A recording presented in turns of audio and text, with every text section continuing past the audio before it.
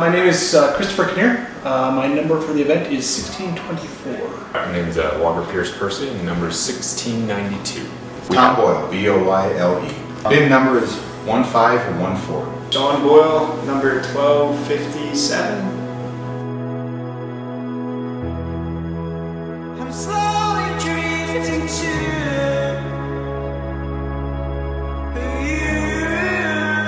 We are here in Lake Tahoe, California, getting ready to do the Ironman, the first ever Ironman in Lake Tahoe. Stars and planets are calling me.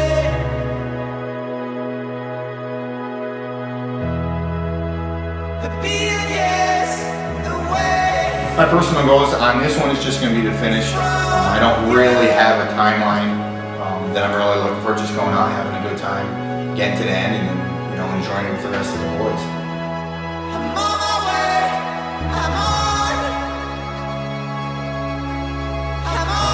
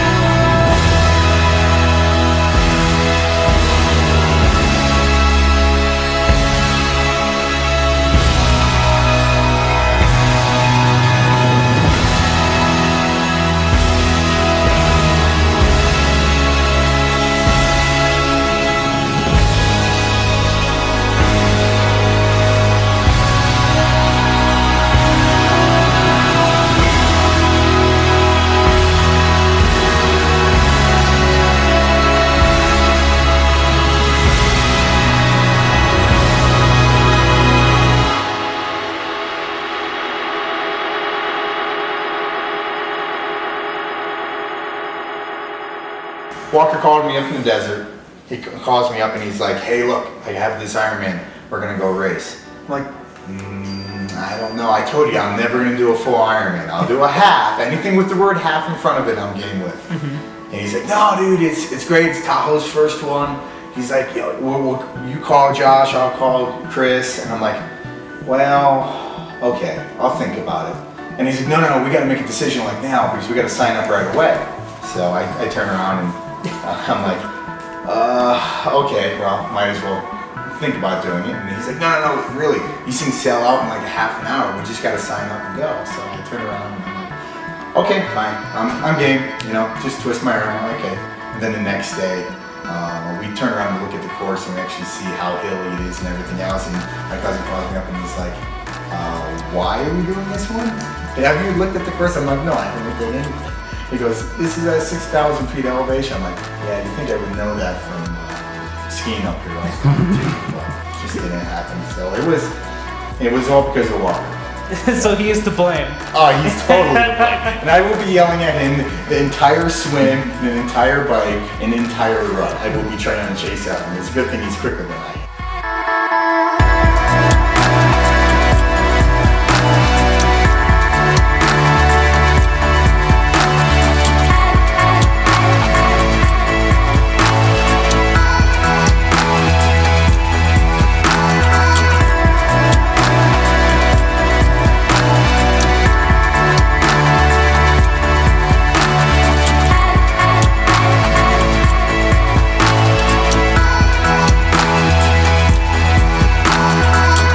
Just be online looking at the Ironman website, and sure enough, they're like, "We're having the first one we've had in California in 10, 11 years, and they're doing it in Tahoe." And we used to have a ski cabin up here when we were all stationed down at Travis Air Force Base, and so I was like, "We gotta do this one." So I just started sending out emails. Didn't really look at the course before we actually signed up, but it kind of popped up, and they fill up pretty quick. So got the word out to these guys and kind of goaded them into it. So everything is competitive with us. I mean, to cracking jokes. I mean, everything that we do, it's got an underlining.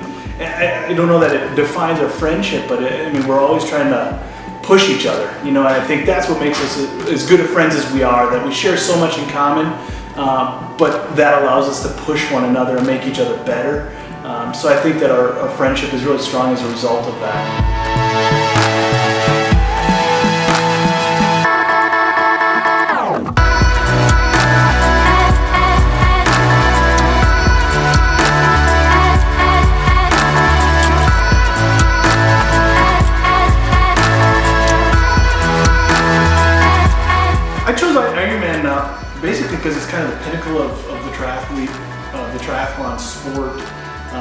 it's the longest distance that is kind of a common race that you can find everywhere, and people know what it is, and it's a challenge.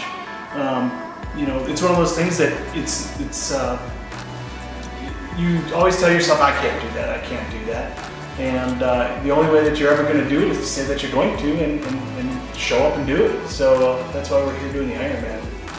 I mean, you'll see some of the emotion tomorrow. You know, people just battling themselves, and you'll see guys like me crossing the line at 16:30. You know, as happy as the guys that cross at 8 hours and 15 minutes. You know, and that's one of the great things about the Ironman in particular. It's about you and the course and battling yourself. So.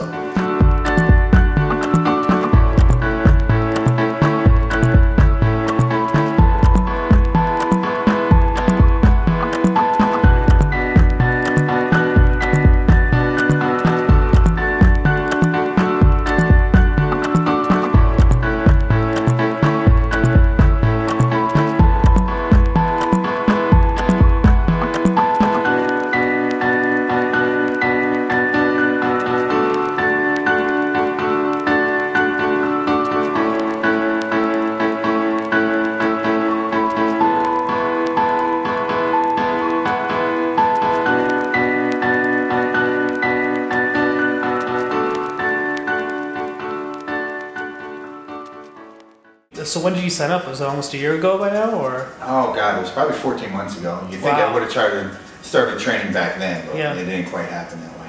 When did you start training? Oh, about 3 months ago. Yeah. Yeah. Well, what is like a standard training routine for you, and like on a given Saturday? Let's say you have a Saturday. A given Saturday is going to get up, either run or bike. I'll do one of the two, and then usually go into take a break for the middle of the day for a couple hours, and then do a long swim, a mile and a half swim at night. I mean, I have a daughter now, and so that definitely didn't allow for the same amount of training time that I had before. And then just the course here is a whole different. Phoenix was relatively flat, and Tahoe's, we're doing something like 5,300 feet of elevation gain on the bike, and then Lake Tahoe swim. We don't know what that's going to be like tomorrow with the weather getting so cold. So for me, I would love to say it's old hat, but it's not. I think every Ironman anyway is kind of a new challenge, and anything can go wrong tomorrow, and new variables can pop up at any given time. So it's kind of tough to say it's just old hat again. I'm active, and it's always a struggle between how do you stay active and find something that's interesting and fun to do and engages you. And for me, training for a particular sport, whether it's running, swimming, or biking, or whatever it may be, gets boring. So triathlons give me an opportunity to train for all three of those sports, and it allows me to change things up. I can mix things together, and gives me an opportunity to stay healthy, get out there and do some things, and obviously a competitive nature. It's how we ended up here. The four of us, and that we all end up. It was basically peer pressure that got us here to this particular event. But it's great because it gives you a chance to do different things and keep it interesting. The last month or so, it's a pretty specific diet of rice and chicken and vegetables, and you really don't vary too far from that. The reason for that is that you really only eat what you need. So in order to get the most out of your output, your production, you really need to have a very consistent diet. So, chicken and rice. Chicken and rice? I took a trip out to Kenya, and I learned how to live as the runners do and to eat as they do. And it really was a turning point in my diet. So that's something that I've in the last 3 months tried to introduce into my real life back at home. I went out there for a running camp, and I was out there for 3 weeks. It was in a small town called Iten, Kenya. And what happens is, in Kenya, if you're a gifted runner, you're invited to go up to this high altitude training center, which has a number of different athletes that live all over the place. They all pretty much train together, and they compete against each other on a very regular basis. So internationals, myself, and everybody else from all over the world would come in and try and live as they do, eat as they do, and run as they do. which is a very humbling experience to say the least. But it gave me a good opportunity to see what some of the top athletes in the world do and how they do it. And while I was out there, I was also able to do some volunteering at some of the schools. It was a pretty remarkable trip, you know.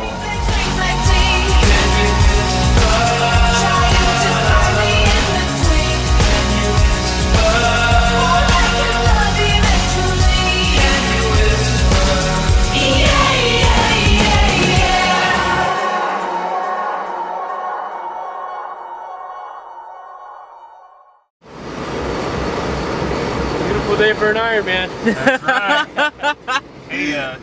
Hey buddy. How you doing? Doing good. How's it going out there? Oh, it's good. Right on. Good day. Keep it going. We're just gonna be right here with you, okay? All right. We're almost 80 in. You're killing it, man. You're killing it. Absolutely, nerves. It's the unexpected. We're tossing a lot of things together that we haven't in the past. Altitude, the cold weather now. It's going to be below freezing when we get out of the water. So that's really something. The amount of climb on this particular course and where they are. A lot of unknowns going into this race. So we're apprehensive for sure, yeah. For me, I've always loved the swimming and the biking. And those are probably what I'm the best at as far as the three go. Tomorrow's definitely going to be a challenging bike. But it's funny, for this one, I feel that my run has actually gotten a lot better from the previous ones, and so I'm really anxious and excited to see what I can put down once I get off that bike. My favorite part is absolutely the running. The swimming I've always been okay at, and the biking for some reason I've been gifted at. Meaning that I don't have to put in the same amount of time that other people do to come out with a fairly average bike time. But the running I really do enjoy. And I've searched through a lot of different hobbies growing up, from wrestling to mixed martial arts to motorcycles to you name it, and I've at least tried it. Most of those sports I do on a pretty regular basis. But running for me always felt like home. It always felt right. And it slowly became a part of my life that I wasn't capable of continuing on without running all the time. So now it's something I look forward to. It's almost a balancing part of my day. What are you doing after you finish the race? Oh, eating a whole lot of good food. Hamburgers, cookie dough, sushi, anything I could think of. And having a lot of good beers and wine and all sorts of good stuff. So it's either gonna be a big fat burger or a big fat steak. I'm looking forward to just sitting down and having it in a guilt-free meal.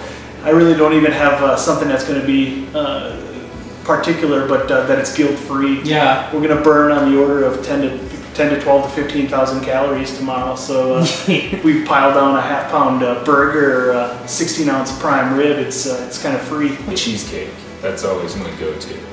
Specifically like the Adams peanut butter cup cheesecake from Cheesecake Factory. I know Tom is looking forward to his cookie dough. We've been making a joke that we're gonna have somebody meet him in the chute with his roll of cookie dough. He's gonna come across with that, just chewing on it. So